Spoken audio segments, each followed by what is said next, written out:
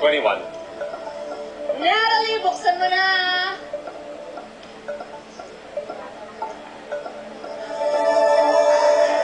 $500,000. Oh my God!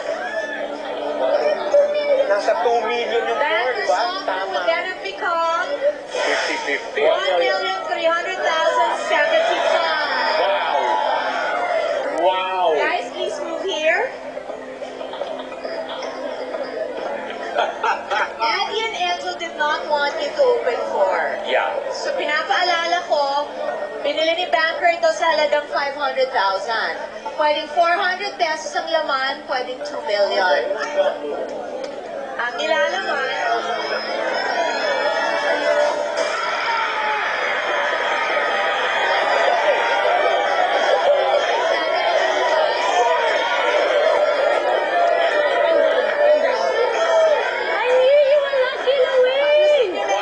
alam mo, in our last week, 2 beses nangyari.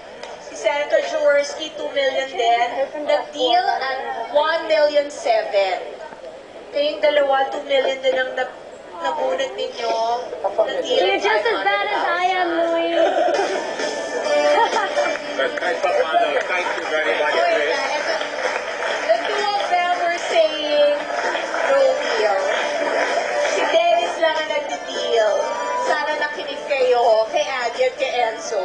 I know. Ang message for all the Lasalites though, na matutulungan. You know, yun isa naging isa sa mga principal na naming mga beneficiaries. Minsan kasi iniisip ko yung makatulong ka man lang ng isa, malaking ibig sabihin eh. And in our case, pinag-uusapan namin, napuntahan ko na yung juvenile facility nila. And eto yung mga bata na magugulat ka talaga yung sa mga skills. Why do you look like you're going to cry? No, I'm not naman going to cry. But then I do have disappoint ka? that consolation na, like what I said, mas marami talaga matutulungan ng 2 million. At ako pa yung pumili na 7 eh. Oh my. Because lucky 7. So I chose the briefcase. And lucky ka, hindi ka nagtiwala sa pangalan mo. Halina kayo! It's cool, it's cool, it's cool.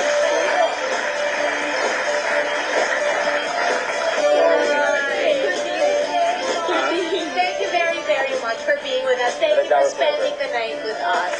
Thank Ay, nakakapangina mga kaibigan. Alam nyo, I would like to say thank you very, very much. Hindi ko sila napapasalamatan kay Cecil at kay Tippy for making my life so much easier because they are the best at what they do.